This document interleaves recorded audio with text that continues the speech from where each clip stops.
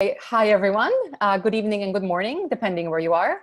If you are looking for the Applying for Your Coaching Credential webinar, then you are in the right place, because that's exactly what we'll be talking about today.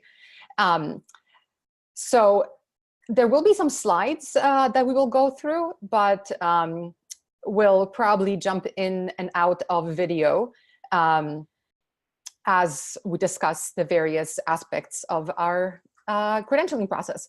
So the kinds of things that you can expect from today is we're going to go through in high level, we're going to discuss the different coaching bodies that Coacharya is accredited by. We will talk about what different paths and credentials those bodies offer. What are the specific requirements for each of those credentials? And finally, we'll talk about if you are considering training with Coacharya or you already have trained with us, we'll give a quick overview of which programs at Coacharya fit into which credentials that you want to pursue. But kind of to get things started, I have a short poll. So everyone should be seeing that now.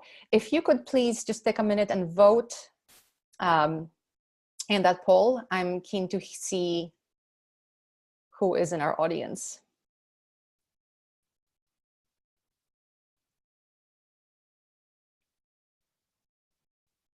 Okay.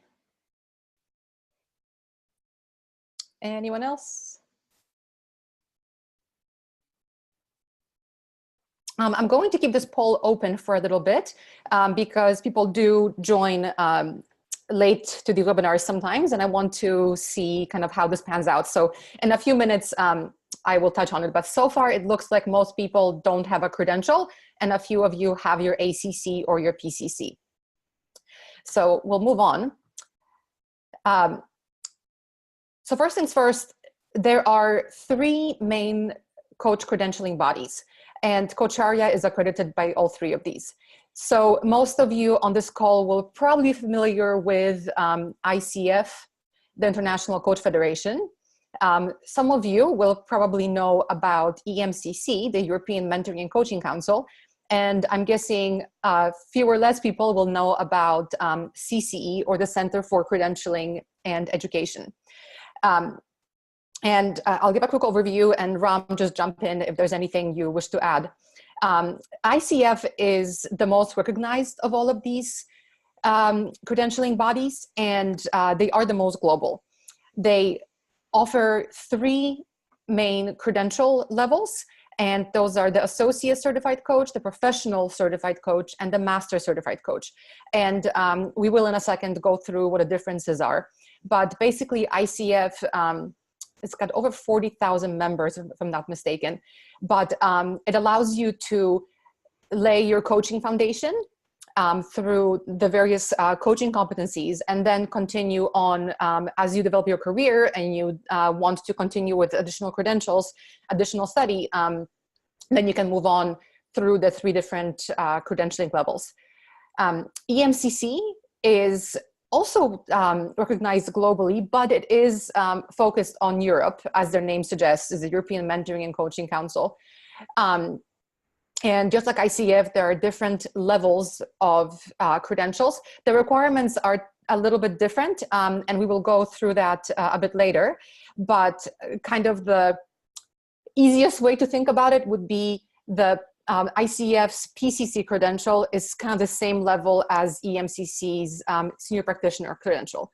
So, you know, when you work with Coacharya, for example, you complete one set of training, but you are at the end eligible to apply for multiple credentials across these three different bodies, which again, we'll go into at the end. So no need to take too many notes.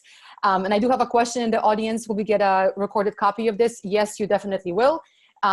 We will post this recording on our YouTube channel, which if you just search for Coacharya on YouTube, you'll find, or go to youtube.com/c/Coacharya. And we will also put this on our blog. So take notes if you want, but you can always refer to this and the slides, which I will share later.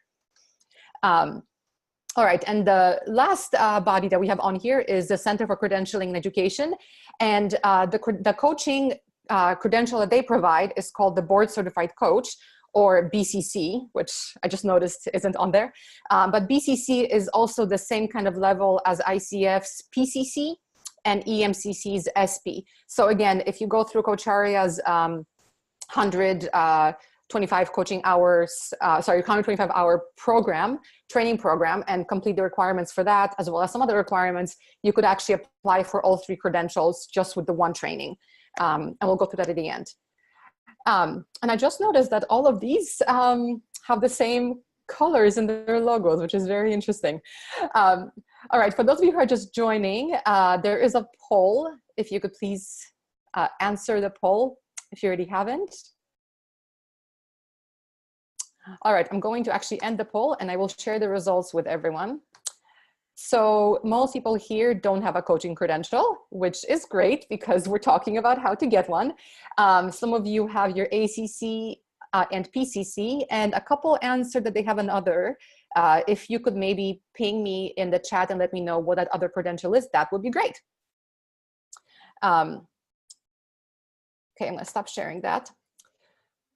All right, so first, let's kind of talk about the general requirements across all bodies. So these are not specific to any particular credential or any particular organization. I just wanted to give an overview of what kinds of things you can expect to have to complete as requirements if you pursue a coaching credential.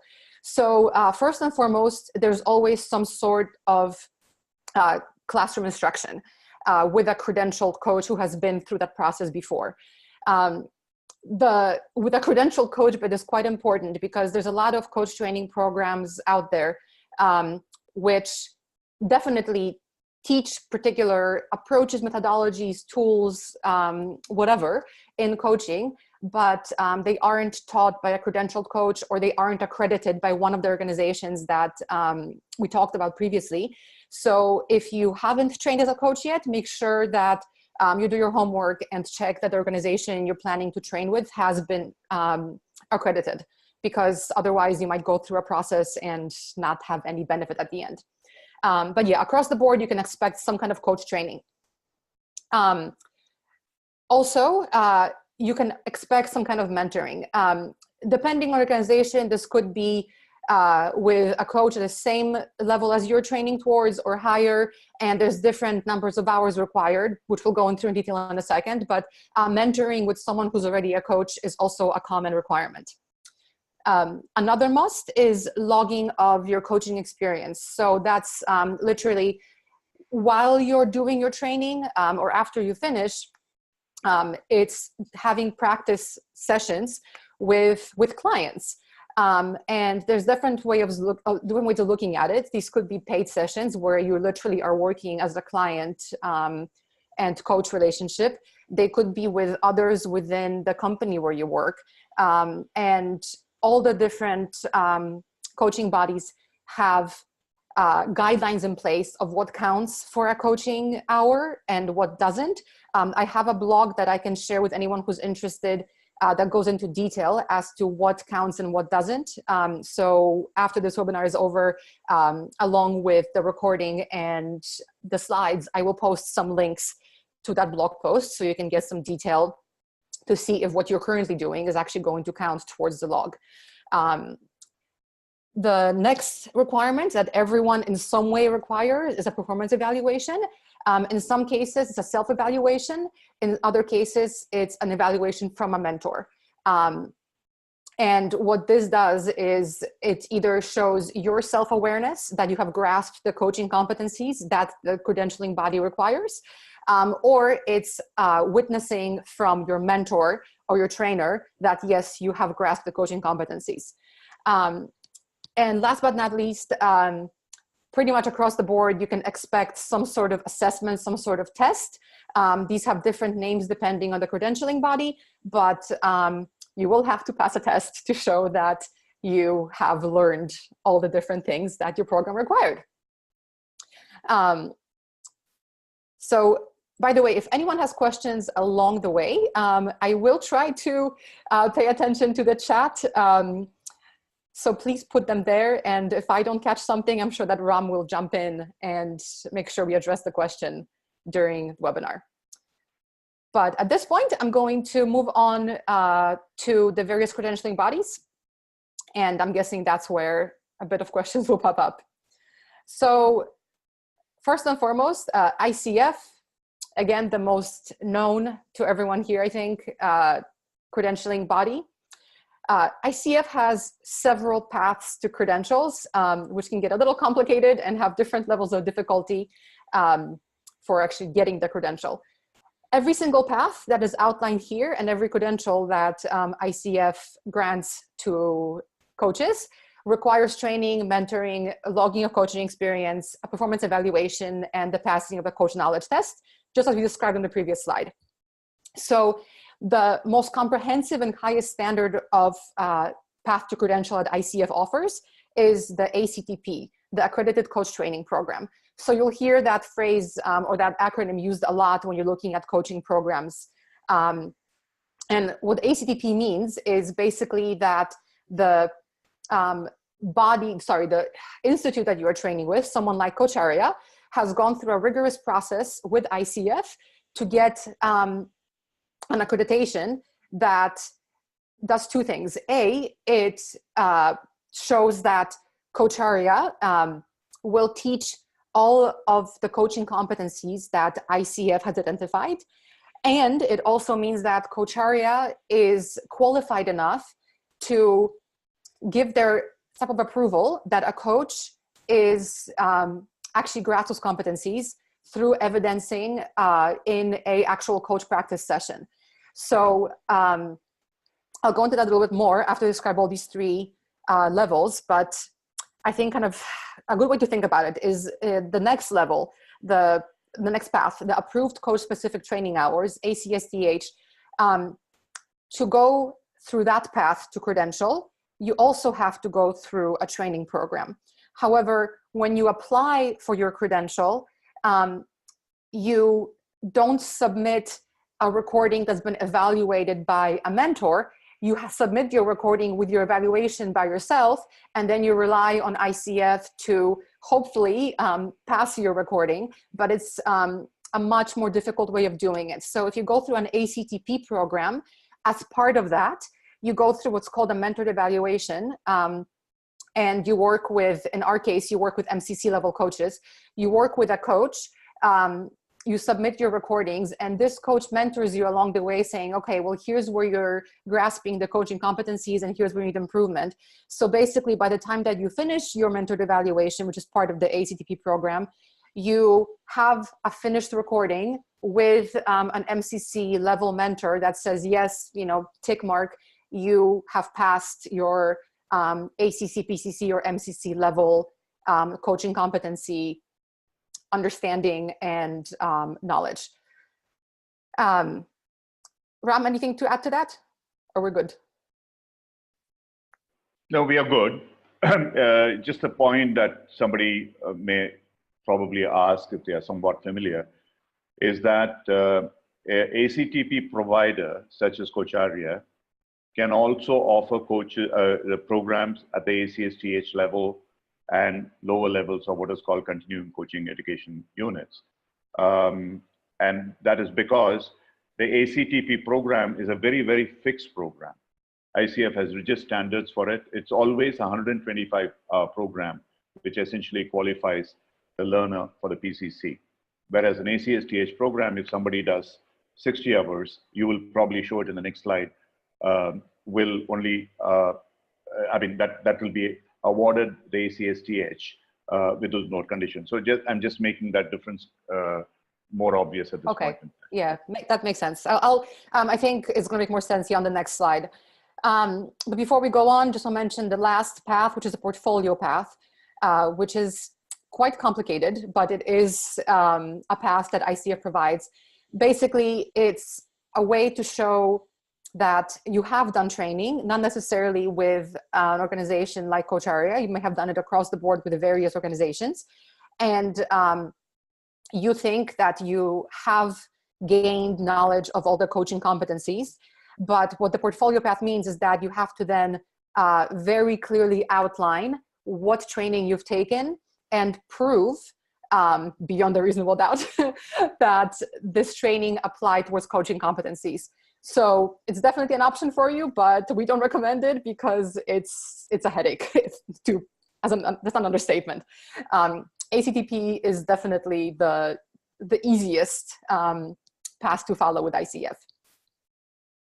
And speaking of ICF paths and requirements, I hope this table makes sense, but basically I tried to outline the various credentials and the paths within them and the requirements for those paths. So I will kind of go through this. I won't go into too much detail unless you guys have questions, because I think it's self-explanatory and also might take forever if we go through every single little thing. But long story short, there are different numbers of hours that you have to complete in terms of training across the board. So it's 60 hours for ACC, 125 and 200 total, or 75 after you've gotten your PCC for the MCC level. Now, these are the minimum hours you have to complete. Depending on what program you join, you actually could be doing more classroom hours supplemented with self-study hours. This is just the absolute minimum that you have to do. The other minimum you have to do is being mentored by a coach who is either on the same level as you or higher. So in the case of Coach Arya, all of our coaches, all of our trainers are at least PCCs, and most, if not all actually at this point, are MCCs. So when you enroll with a program with us, you definitely get that requirement. Coaching hours, we talked about a little bit before. So this is you working as a coach with clients, and the requirements for ICF are from the time that you begin training with an accredited program like Coach Arya, you can start logging your coaching hours. So the bad news for ICF is that, you know, if you've been coaching for a long time and then you start your training, you can't count those previous hours towards your credential. With other credentials, they do count, which we'll go into in a second, but with ICF, you have to count from the beginning of your training. And there are requirements as to how many clients you work with. So as you can see, for example, in ACC, you have to log 100 hours with at least 8 clients. So, you know, even if you're working in depth with, you know, 2 or 3 people, that's not gonna cut it with ICF. It has to be at least 8. And, you know, there is kind of like a log you have to keep. Usually you do it in an Excel sheet. So you do a certification, show ICF, hey, I did have at least 8 clients and 100 hours. The evaluation is where things get a tiny bit complicated. So because through the ACSTH path, you submit your own recording and your own evaluation, ICF then decides whether or not you have passed the requirements or not, whether you have mastered the coaching competencies. So that's why it can become a bit difficult, because there's no feedback process, there's no back and forth. You submit your recording, you submit your evaluation, and then ICF gives you a pass or fail, and that's it. And if they fail you, then you don't get detailed feedback as to where you could improve, etc.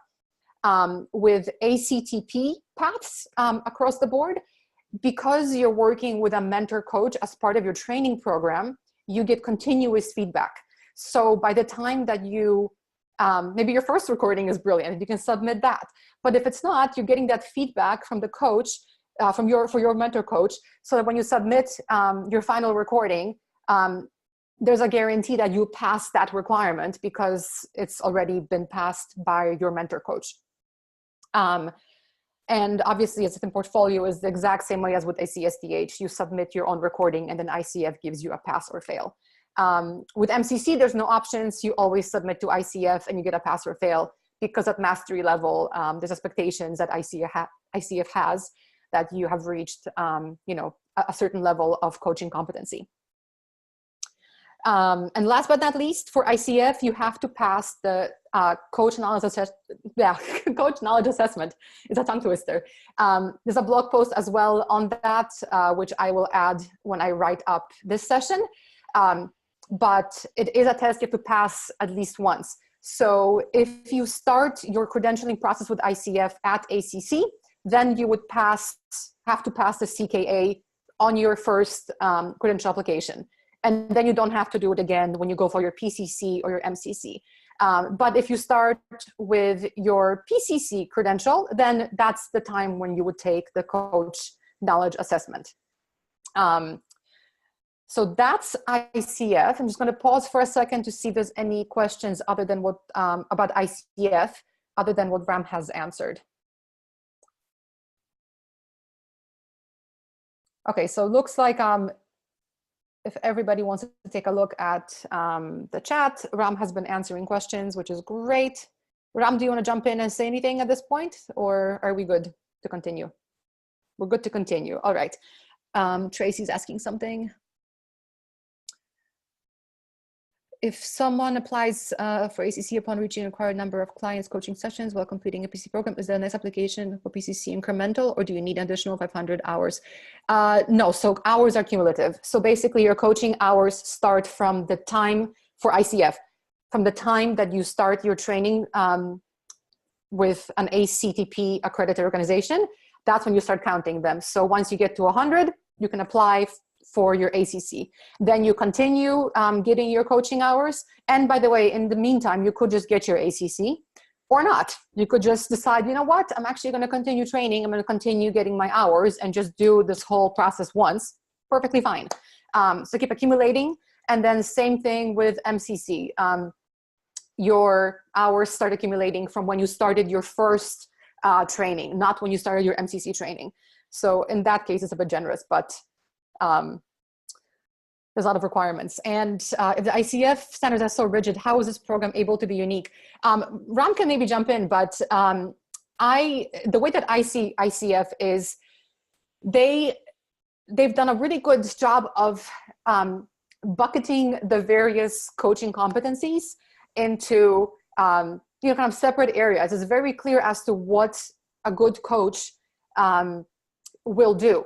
And what they've also done really well, I think, is through their ACC, PCC, and MCC levels, they've clearly identified what are the sorts of behaviors, attributes, etc., that a coach exhibits at the various levels. So it's kind of like a gold standard, So if you look at, in aviation, maybe it's a bad example now, but the US has the FAA, which is a US organization, but globally until the past few weeks, other countries have been looking at FAA as to what is the standard of airline safety, airplane safety. That's what ICF is.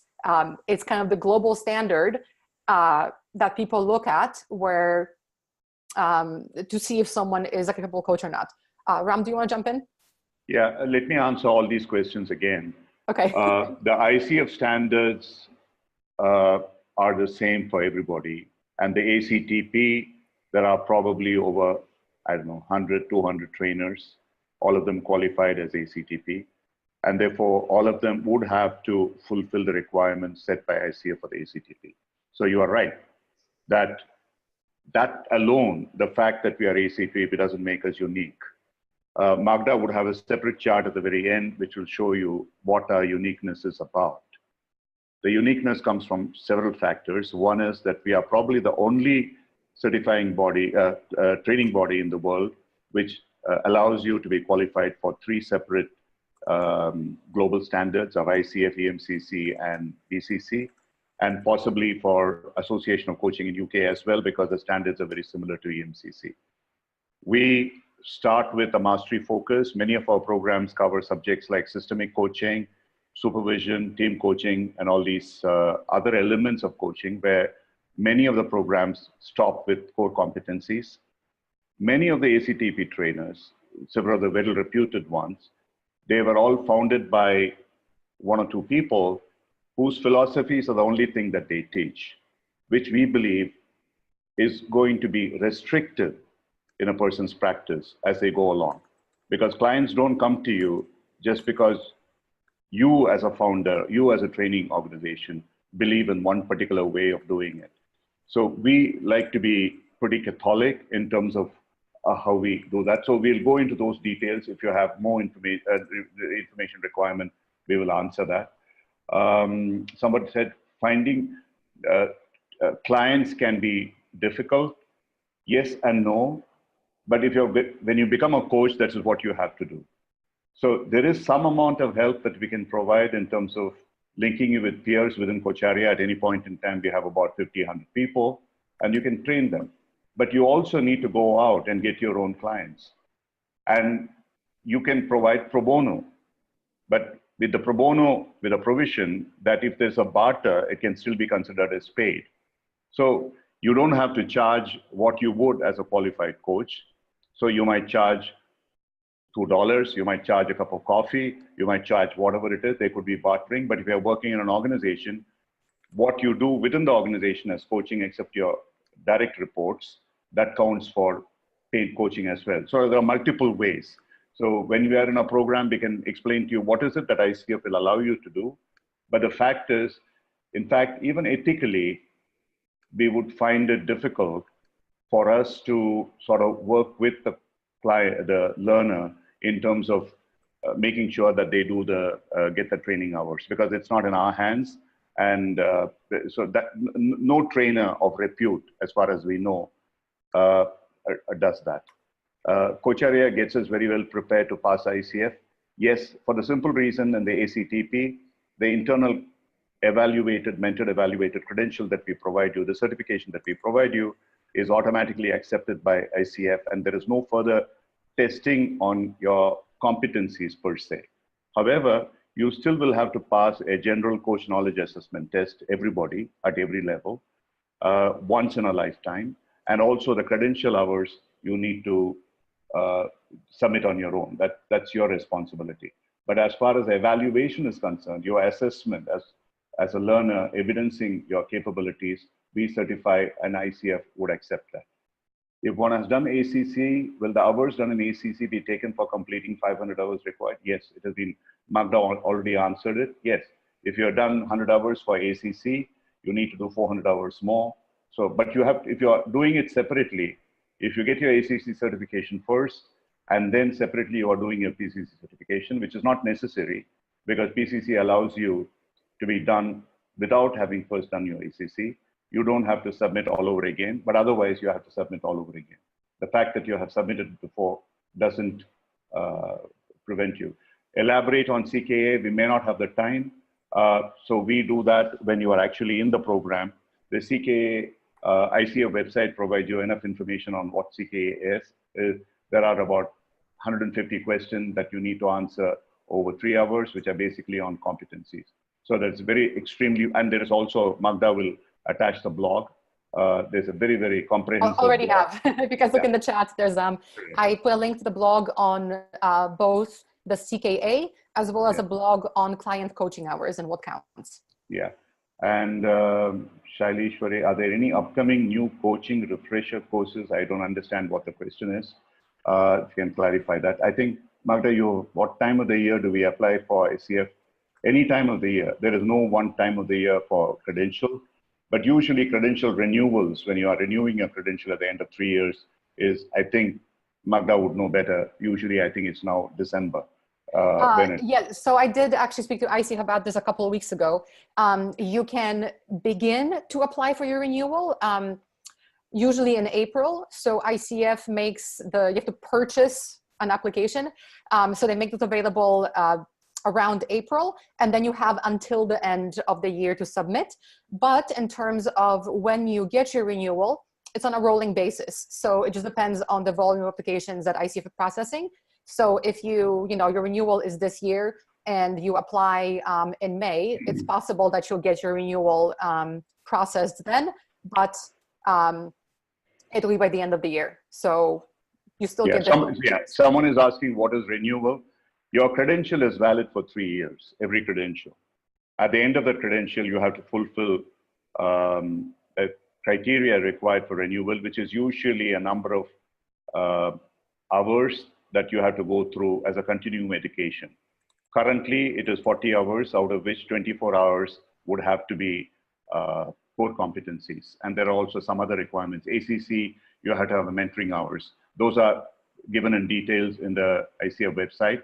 And these are things which we'll advise you when you are in the program. Kocharya give us some advice on how to best prepare and submit. I mean, that is exactly what our job is. So when you join the program, and that is what you would get. And whatever is telling you is what the information that you are, you would expect that you would need to do. So the advice is that you attend the program for 125 hours, you fulfill the assignments, you do the recordings as we would work with you, get mentored, and you will get our certification for ACTP, which will lead you to ICF credentialing while you are accumulating the hours required. And the point to be mentioned here is while ICF requires 500 hours from the date of training, start of training, EMCC and BCC do not, as Magda has mentioned. So it's much easier in that sense to get EMCC and BCC credentials and while you are working on your ICF.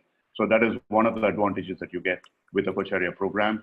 ACC to PCC bridge program, it can be ACSTH or it's ACTP.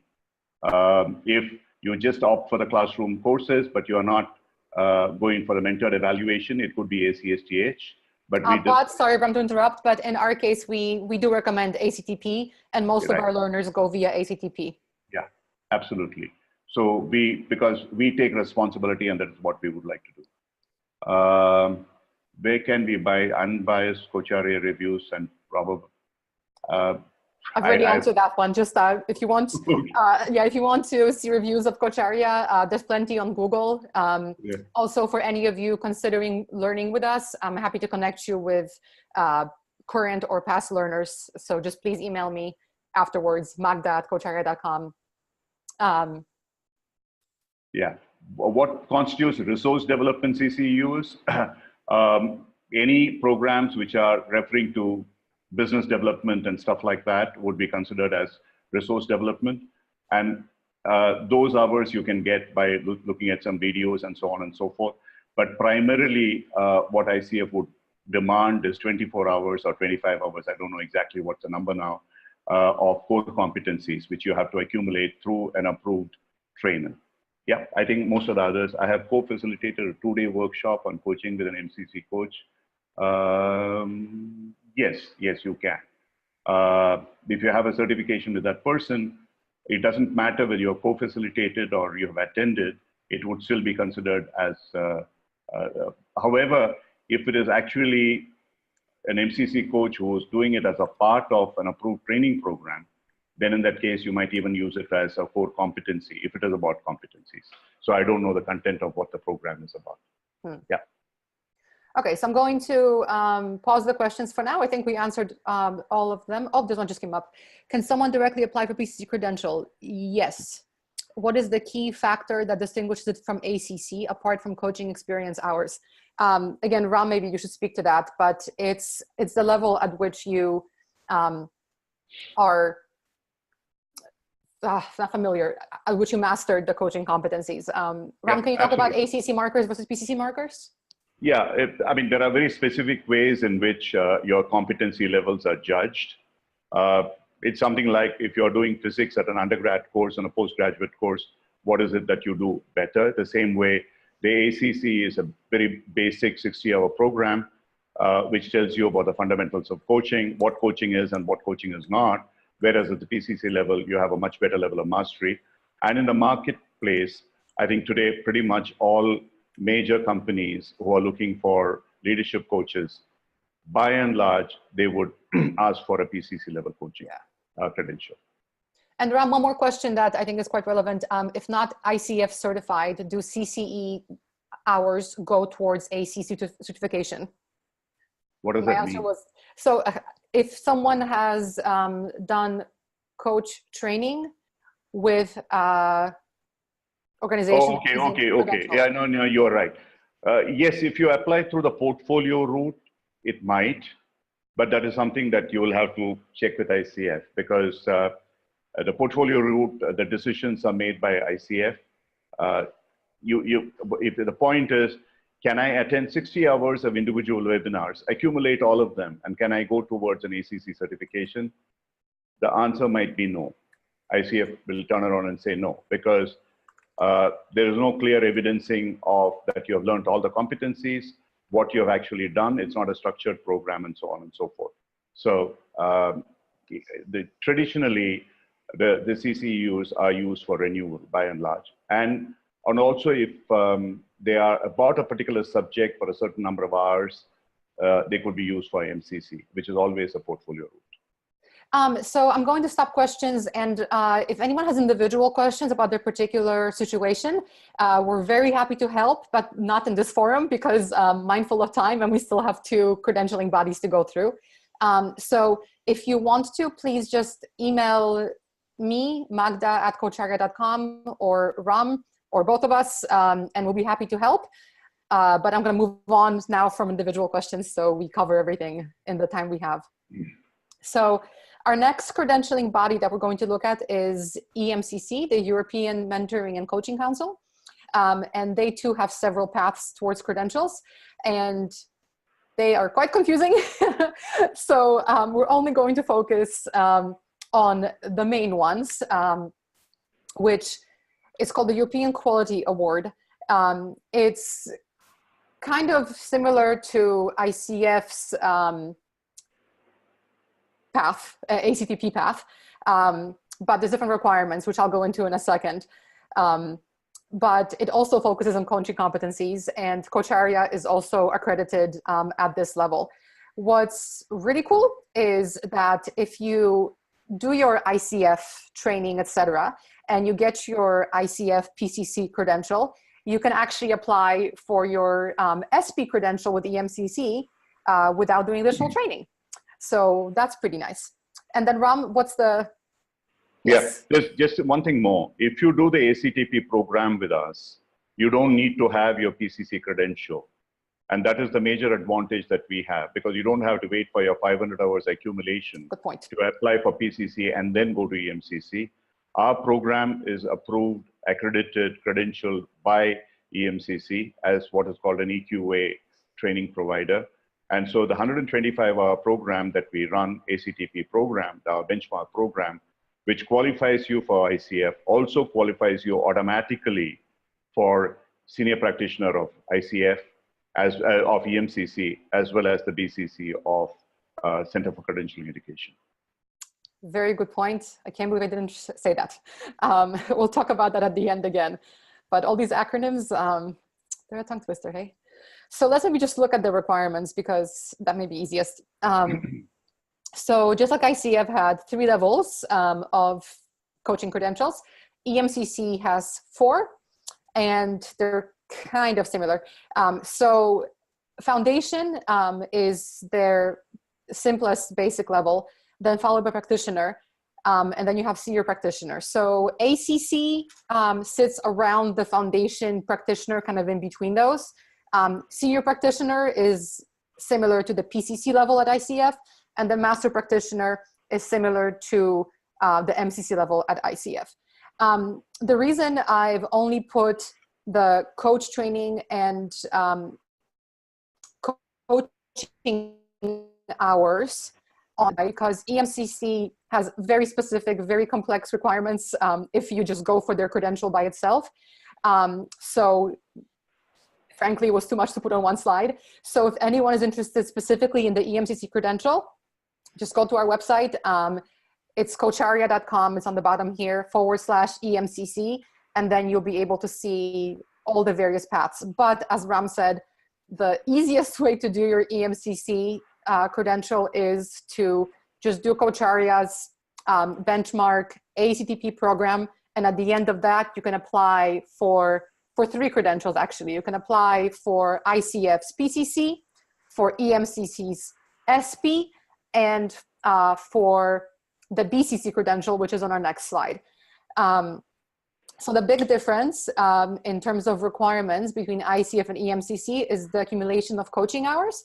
So if you remember with ICF, your coaching hours count from when you started your training. With EMCC, they are lifetime hours. So if you are currently a coach and your only requirement that you have left is getting your training, then this might be the fastest way for you to get your credential, because all the coaching you've done in the past counts towards your requirement with the EMCC. And then obviously, as you continue coaching, when you accumulate the hours from ICF's definition, then you could apply for your PCC. This is confusing. I'm going to go, yes, it is. You can always ping me or Ram, and we'll be happy to talk about your individual situation and help you figure out what's the best path for you. But if there's any particular questions on EMCC, I will stop for a second. Magda, Oh, let yes, me please. just add this. The point is, till about 2016, ICF used to allow the coaching experience hours to be from any time you started. There was no restriction. It was in 2016 that ICF put in the condition that for ACC and PCC, these hours will only be counted from the start of training. And by 2018, I think they did that for MCC as well, which makes it a kind of a lifetime achievement award for anybody to get MCC, because it's 2,500 hours, which might take you probably 20 years, perhaps. I don't know, depending upon how you work on it. So, it may be rigorous, but there is no clear proof anyway, scientifically established, that your coach training hours, because they are not assessed, that you are doing it and you are self-justifying it and you're putting it in a coaching experience, they necessarily correlate with the coaching competence. So EMCC, BCC, and others differ from ICF in this particular respect. While there are other, sorry, you shifted something. I don't know what just happened. Okay, keep talking after we start my. Yeah. So with EMCC and BCC, they do not necessarily consider the coaching experience to be the most critical element in terms of the ability to coach. In fact, EMCC has a far more rational system of how you exhibit your coaching competence through self-reflective practice, case studies, and so on. They set much less score on the coaching experience, and therefore their coaching experience requirements are significantly lower than ICF, and they also take into account that even before you come in for a coaching credential and training, you could have been a coach. So it is 250 hours for EMCC for senior practitioner and 500 hours for master practitioner, which is the same as a PCC level requirement for ICF. And with BCC, it's even less. And so it makes it much easier. If you are doing the basic 125 hours program with us, the ACTP program, it qualifies you in every respect, and all that you have to really bring is 250 hours of training, coaching experience with you, along with that to be qualified as a senior practitioner, as well as for BCC. And believe you me, that any respected company would today consider these qualifications of EMCC and BCC to be at the same level as a PCC. So, and you can still keep working at your PCC over a period of time because you already have that ACTP qualification, and you can apply for it when you have your necessary hours from ICF, for ICF qualification. Thanks, Ram. We're going to move on because we only have 15 minutes left. So the last body that we are covering today is CCE, the Center for, oh gosh, Credentialing Education? I forgot what it was called. Great. But the credential that they provide is the board certified coach. And this is probably, well, it is in terms of requirements, the easiest credential because the requirements that are outlined on the page right now, the training hours, the coaching hours, and the assessment, that's the only requirements technically that you need to have for board certified coach. But then, of course, as part of your coach training program, there'll be other requirements. So I'm not going to spend much time on this because the next slide, I think, will be much more helpful to you guys, as will the last one. So since, you know, we are a coaching organization, it's easy for us to talk about all these credentials in the context of what happens in our programs. So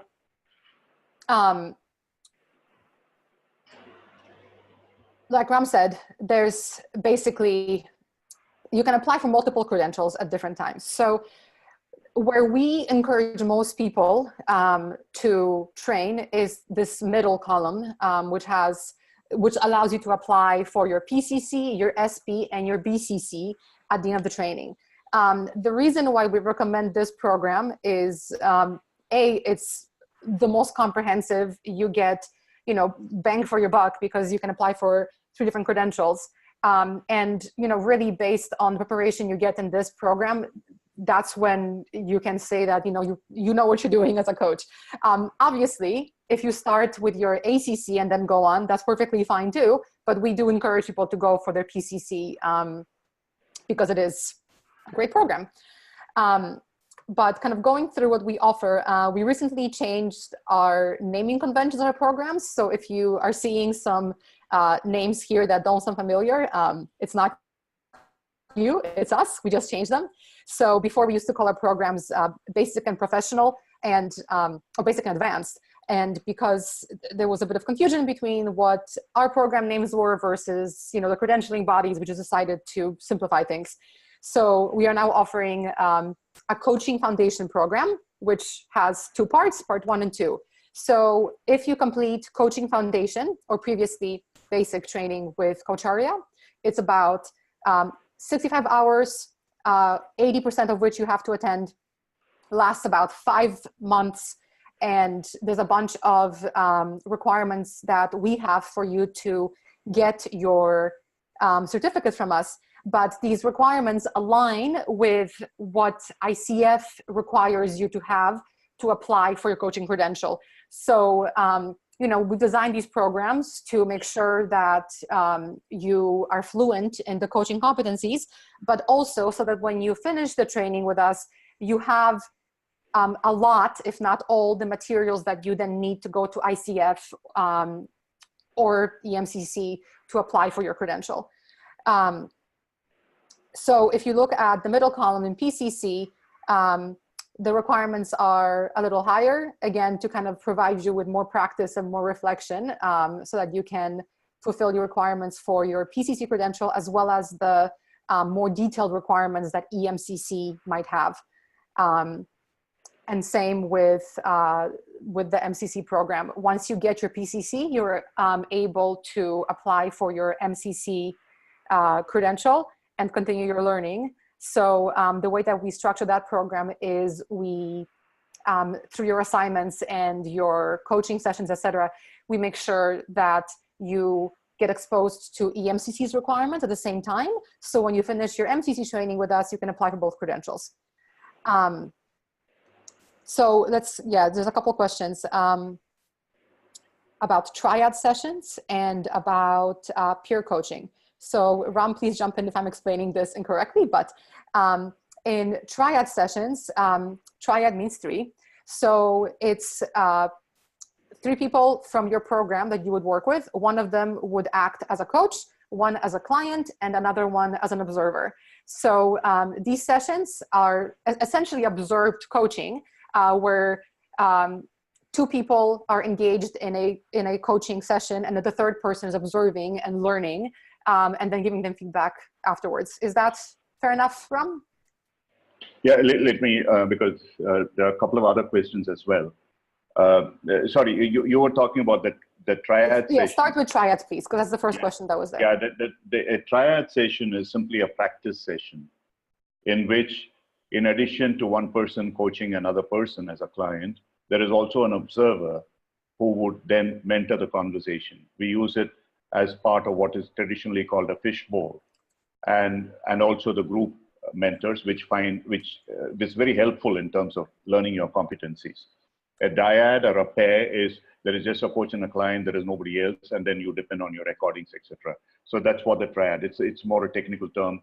It doesn't. So now somebody is saying, I understand there's a PCC holder can straight away apply for EMCC and BCC without any training. That's not true. Without any further training, yes. You have already done your training as a PCC. Those hours, those credentials can be used. Can he use the coaching paid hours already declared for PCC? They would, I mean, each of those institutions will ask you to resubmit your log.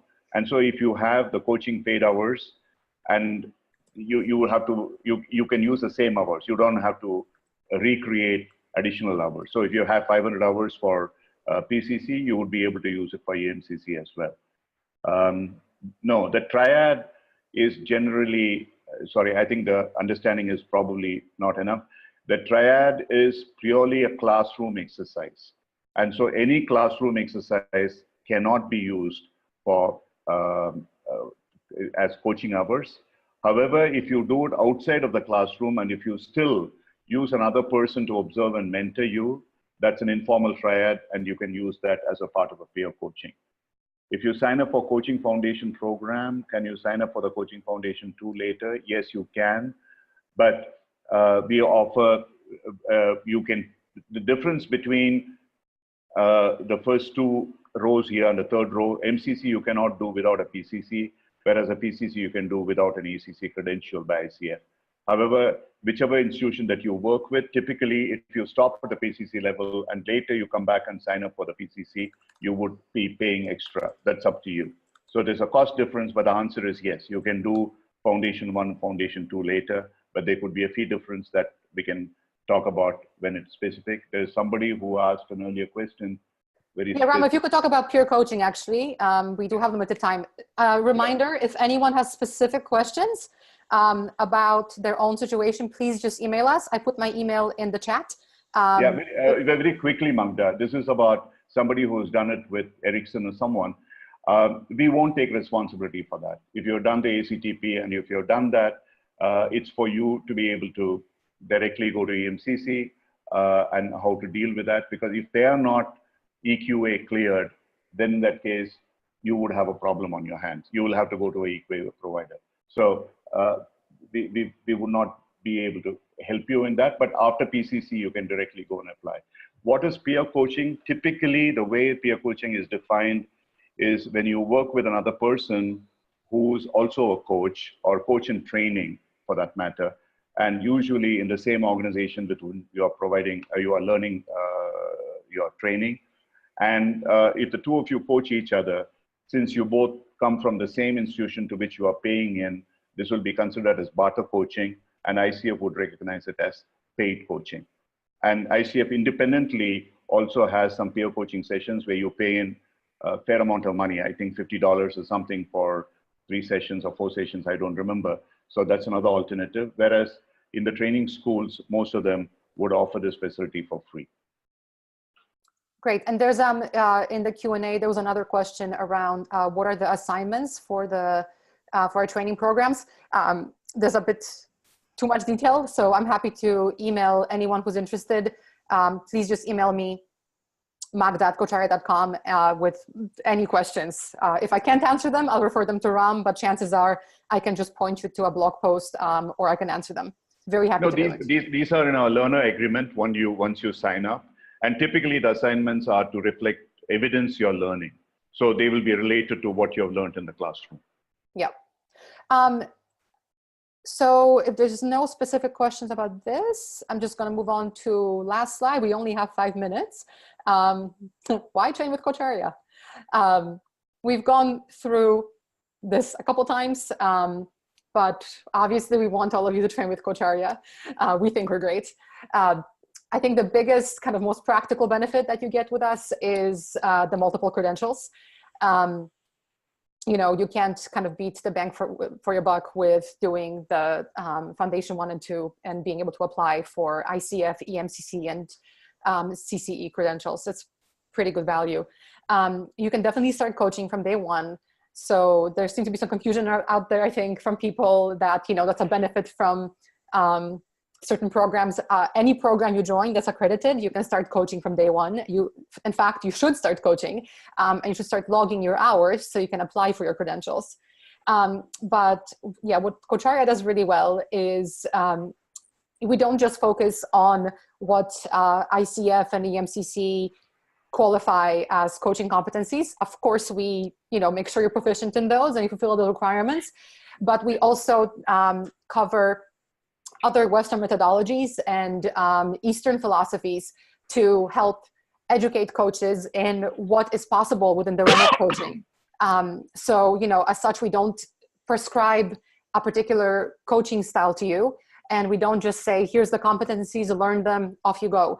We expose you to, a breadth of topics that let you figure out, what kind of coach am I going to be? And that's something that you can hone and practice throughout working with us and then working with your mentor, so that when you finish your Coacharya training, you're equipped to be not just a good coach, but the kind of coach that you want to be, that suits your personality and your niche.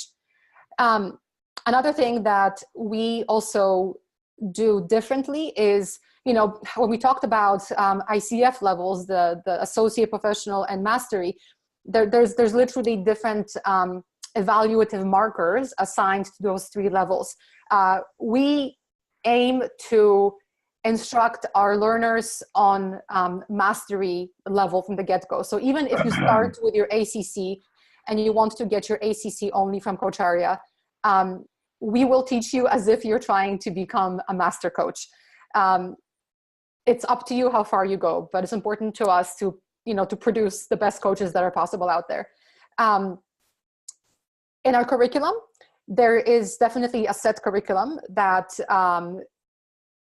fulfills the requirements from the various organizations and addresses coaching competencies, but there's a level of co-creation of your curriculum with your trainer. So, as part of starting your training with us, we don't require this, but we encourage you to speak to your potential trainer to make sure that you gel with them, but also so that your trainer can get to know you and understand your goals and what kinds of things you want to learn. There's a lot of flexibility in terms of content that we have accredited. Our PCC training is only 135 hours, but we have over 500 hours of content that's accredited. So if there's a particular focus that you want to have within your coach training, before you start your program, speaking to your trainer and telling them that there's a particular area you want to learn means that you can probably cover that as part of your classroom. And if that's not possible for some reason, then we do lots of webinars, including a monthly learner webinar, where we address the kinds of additional topics that learners want to cover. So chances are that if there's a particular area you want to learn, you can get that from our program, either through the core program or through the webinars, which actually talks about the last point, ongoing support through coaching education. All our webinars count towards continuing coaching education credits. So most of our webinars address coaching competencies, which means that you could use those as your coaching competency units towards your credential renewal. As Ram mentioned earlier, no credentials are forever. You have to renew them, and all the credentialing bodies have their own requirements for what is necessary to renew your credentials. Our webinars are basically a free way of getting those credits to make sure you can continue to renew. And in addition to the kind of core competency webinars, we also do business-focused ones. They aren't as frequent as the core competency webinars, but ones like this where we talk about requirements for credentialing, other ones where we talk about growing your coaching business or using social media for growing your coaching business. Those all count as resource development units for your renewal. But again, they're always free. So whether you train with us or not, you're allowed to enable and encouraged to participate in our webinars. It's just that when you do train with us, you get a few extras. Ram, is there anything else you want to add about Coacharya or anything else? Just one thing, which most of the learners, I think many of those who said we are not credentialed are probably from Coacharya, who are going through our program as well, though there are some outside. We have a system where we demand that our trainers record evidence learning every 30 hours, which is actually an ICF's recommended system, but which is not always followed by all trainers. And one of our requirements is that in the first 30 hours, when you assess, the person should pass at the very least ACC standards, even though that is required at the end of 60. At the end of 60, when they are ready for ACC, they should be able to reach PCC level standards. Today, I find more and more, and this is genuine, and we can provide you evidence of that, is that trainers at 30 hours are evidencing PCC level skills.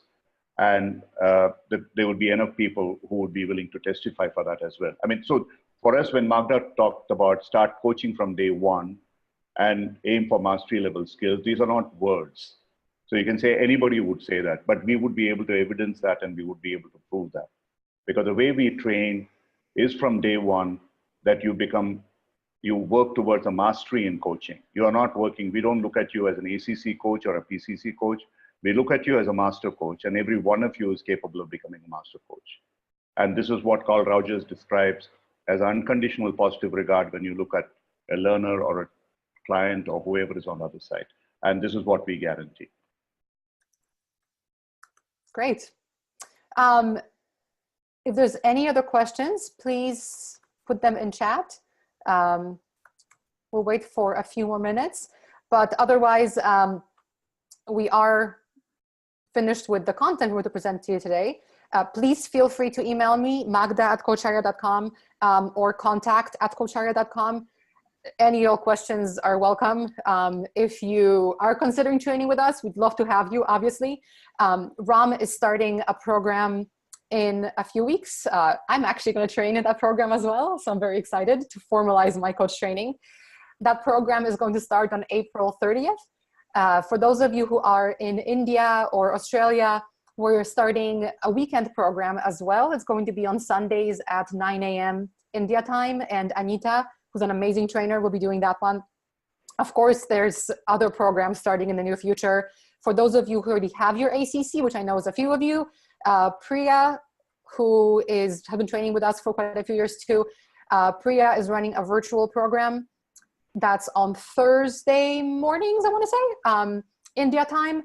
If you're interested, just ping me and I'll send you details for any of those training programs. And if you know anybody who's interested, we'd love to talk to them. There's no commitment for a chat. We're happy to help. Someone is asking a couple questions. Okay, what is the difference between virtual and live training? So I think you mean the virtual and face-to-face training, because the virtual training is live. All the coaching credentialing bodies require that training is live. So you would log into a session just like this one with Zoom, and that's how training would happen. So the effectiveness, frankly, we think it's actually more effective to do things virtually. From my personal perspective, I can talk about that. I think it depends on your learning style. When you talk about face-to-face training, it's usually in longer chunks of time and over a few days. So in our case, for example, we do things a couple of weekends. And if that's your learning style, that's awesome. You should go for it and you'll get a lot of content in a very short period of time. With virtual training, it's 3 hours every single week. So you get to, hone and reflect and learn over a period of time, which for some people, for me, for example, that's how I remember things better. If you just tell me something in a one-off seminar, it's going to be out the other ear tomorrow. But again, it's your learning style. The content from our perspective is the same in both. So whether you join us for a face-to-face program or virtual, you'll get the same exact content. Can you please discuss the fees for ACP, for PCC or ACP route?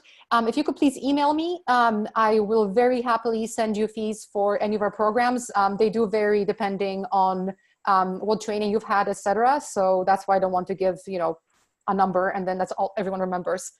Please email me. Is there a time limit on coaching hours? If I started coaching 15 years ago, do these clients count? Do coaching hours have to be written or within the last so many years? Depending on the credential you're going for. If you're going for an ICF credential, then only from the beginning of your training would those count. So if you haven't started training, then nothing counts. If you're going for an EMCC credential, then yes, all of those count and you can apply, you can fill the requirements, but those count towards EMCC. And again, please probably email Ram on that one, ram@coacharya.com. He can talk to you more about that.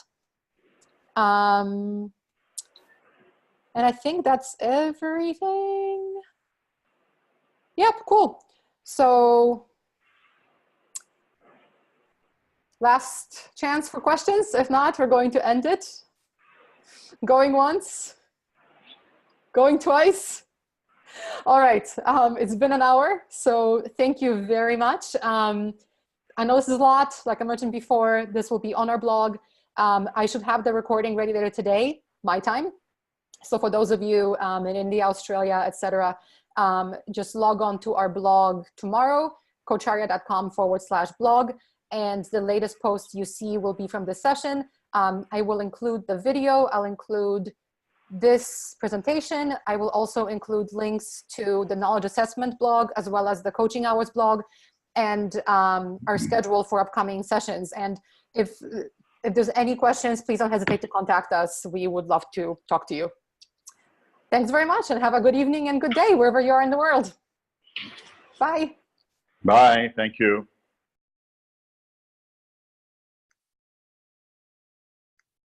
So